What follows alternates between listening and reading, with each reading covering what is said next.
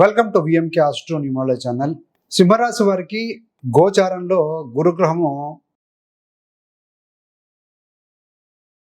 రాశి స్థితిలో మార్పు అంటే మిథున రాశిని వల్ల కర్కాటకంలో స్థితి పొందడం వల్ల 2025 నుండి 5 డిసెంబర్ 2025 వరకు అంటే రాబోయే 48 రోజుల పాటుగా ఎలాంటి శుభాశుభాలు ఇవ్వబోతున్నారు, గురుగ్రహ ప్రాముఖ్యత, పాజిటివ్ ఫలితాలు, నెగిటివ్ ఫలితాలు, రెమెడీస్ ఇవన్నీ కూడా చూద్దామండి. ముఖ్యంగా గురుగ్రహం ఎందుకు ఇంత ప్రాధాన్యత అన్నప్పుడు సహజ శుభగ్రహం గురుగ్రహం, న్యాచురల్ బెనిఫిట్ ప్లానెట్.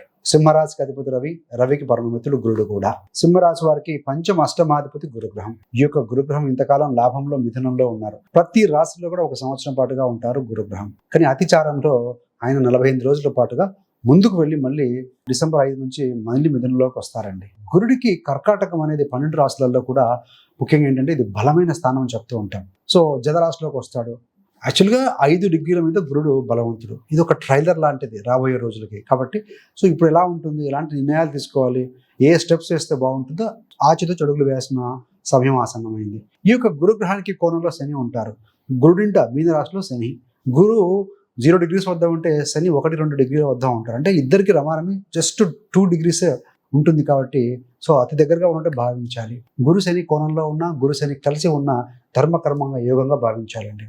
సింహరాశి వారికి అధిపతి శని. సింహరాశిలో మక 4 పాదాలు, పుబ్బ 4 పాదాలు, ఉత్తర 1వ పాదం, మొత్తం 9 నక్షత్ర పాదాలు ఉంటాయి కదా. సో వీరందరికీ ఈ విధంగా ఫలితం ఇస్తాడో చూద్దాం.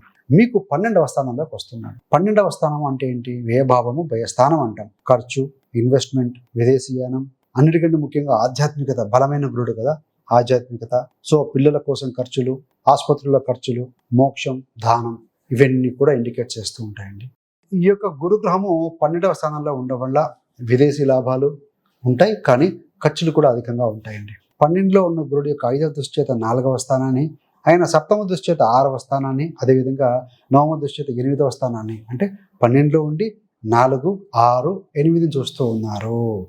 కాబట్టి 4, 8, 12 ఏంటి? ధర్మ, అర్ధ, కామ్య, మోక్ష త్రికోణం. మోక్ష త్రికోణం మోక్షానికి చేసే పనులు.